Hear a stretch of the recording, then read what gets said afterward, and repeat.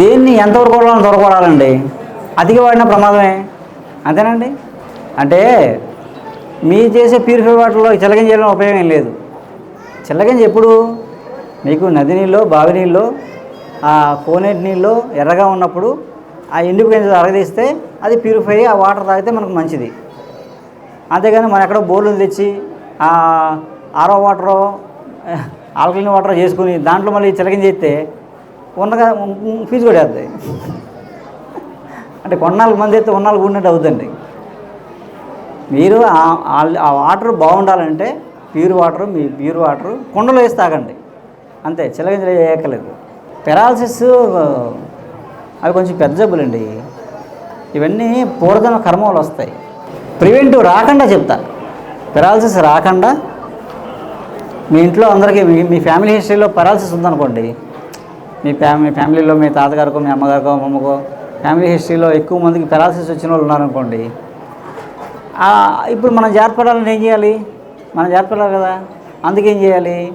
మునగాకు ఉంటుందా? మునగాకు పచ్చిది ఒక 100 గ్రాములు, తులసాకు పచ్చిది ఒక 100 గ్రాములు, ఒక 20 గ్రాములు మిరియాలు వేసి మెత్తగా నూరి చిన్న చిన్న మాటలు చేసి ఎండబెట్టుకోండి.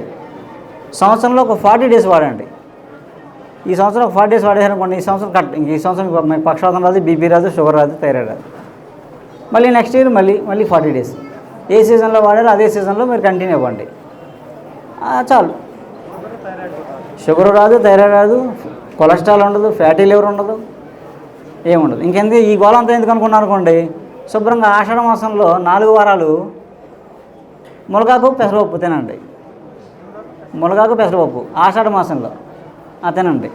రాదు, పక్షవాతం రాదు. తలనొప్పులు ఉన్నాయనుకోండి, తలనొప్పులు, హెడేక్, అది మైగ్రేన్ అవ్వచ్చు, అయితే ఎనీ హెడేక్, ఏ రకమైన తలనొప్పి అయినా, తలనొప్పి తగ్గాలంటే అందులో అందరికీ ఉండే పెద్ద తలనొప్పి ఏంటంటే మైగ్రేన్. అంటే పార్స్ నొప్పి అంటారు, వన్ సైడ్ నొప్పి వస్తుంది. ఆ నొప్పులకి, తలనొప్పులకి అసలు ఎవరు డాక్టర్ దగ్గర వెళ్ళకుండా వైద్యం చేసుకున్నారు పూర్వం. అయితే ఇటుపక్క నొప్పి వస్తుంది అనుకోండి, కుడివైపు నొప్పి వస్తుంది అనుకోండి, ఎడమవైపు ఇక్కడ ముందు పెట్టేవారు. ఇలా పట్టుకుంటే ఒక నరం దొరుకుతుంది. ఇలా నొక్కేమనుకోండి, ఈ తలనొప్పి అంతా ఇక్కడికి వచ్చేస్తాడు పాయింట్. ఈ పాయింట్ దగ్గరికి వచ్చేస్తాడు ఇలా పట్టుకోగానే. కరెక్ట్గా టెక్నిక్ ఆ నరం పట్టుకొని అక్కడ చిన్న మందు పెట్టేవారు, ఏ పసరు పెట్టేవారు అన్నమాట. పెడితే ఆ నొప్పి అంతా తీసేసుకొని నొప్పి తగ్గిపోయాక ఊడిపోయేది. ఇవన్నీ జీవితం తలనొప్పి వచ్చేది కాదు. మామూలుగా జనరల్గా మీ ఇంట్లో మీరు తలనొప్పి తగ్గించుకోవడానికి ఏ డాక్టర్ దగ్గరికి వెళ్ళకుండా ఒక పర్మనెంట్ సొల్యూషన్, మీకు 10 ఏళ్ళ నుంచి 20 ఏళ్ళ నుంచి తలనొప్పి ఉన్నా సరే, ఎన్ని తలనొప్పి టాబ్లెట్ వేసినా తగ్గపోతున్నా, వామిటింగ్స్, సౌండ్ పడకపోవడం, వెలుతురు చూడలేకపోవడం, ఆ తలనొప్పి వస్తే ఇక వెలుతురు పడదు, సౌండ్ పడదు, ఏమీ తినలేరు, వాంతులు, అలా రకరకాల ప్రాబ్లమ్స్ ఉంటాయి. అంత దారుణంగా ఉంటుంది. ఎన్ని తలనొప్పి మాత్రలు వేసినా తగ్గదు.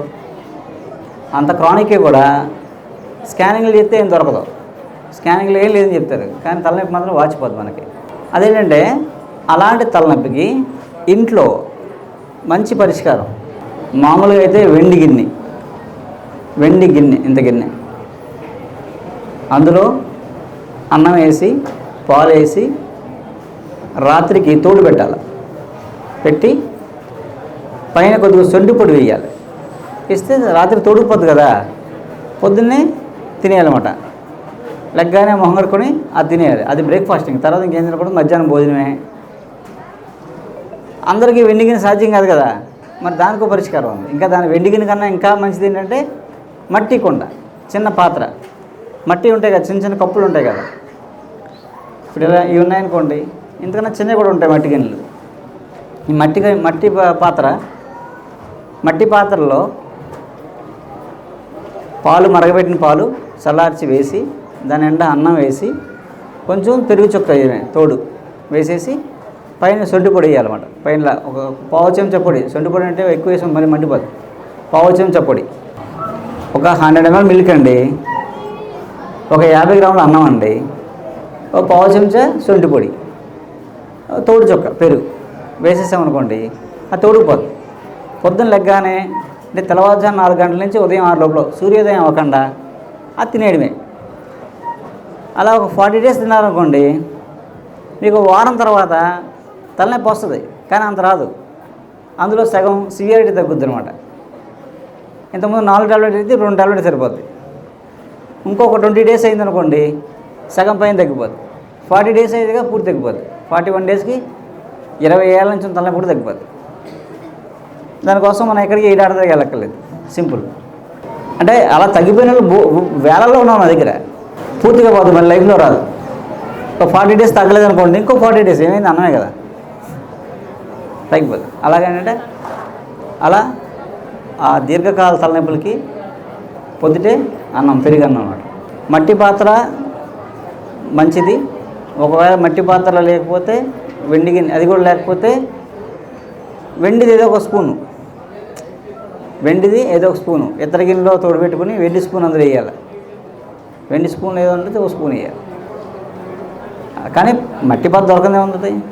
మట్టి పాత్ర శ్రేష్టం, అందరికి దొరికితే ఒక పాత్ర గిన్నె కొనుక్కుంటే చాలు, సరిపోతుంది. అలా ఒక 40 డేస్ రోజు ఒకరోజు కూడా మానకుండా తింటే శాశ్వతంగా తగ్గిపోతుంది. మళ్ళీ అందరికి ఇంకో డౌట్, అంటే ఆవు పాల గేదె పాలు అని అడుగుతారు. దొరికితే ఆవు పాలు, లేకపోతే గేదె పాలు, ఏం చేస్తాం? ఆ ఇబ్బంది ఏం లేదు. దొరికితే ఆవు పాలు, దొరకకపోతే గేదె పాలు, ఏం చేస్తాం? ఇంకా దొరకకపోతే ప్యాకెట్ పాలు, మరి ఏదో ఒకటి. ఆవు పాలు వేస్తే ఓ 20 రోజులు తగ్గుద్ది, గేదె పాలు వేస్తే 40 రోజులు తగ్గుద్ది, ప్యాకెట్ పాలు అయితే 80 రోజులు తగ్గుద్ది. తగ్గడం ఖాయం. అంటే మనం వేరే ప్రపంచంలో ఇరుక్కుపోయాం, మనం ఓ పద్మవ్యూహంలో ఇరుక్కుపోయాం. కాబట్టి అవన్నీ సేకరించడం కష్టం మనకు, ఒక యజ్ఞం.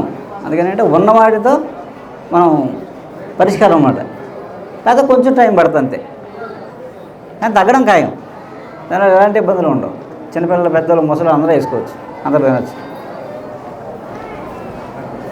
ఓకే.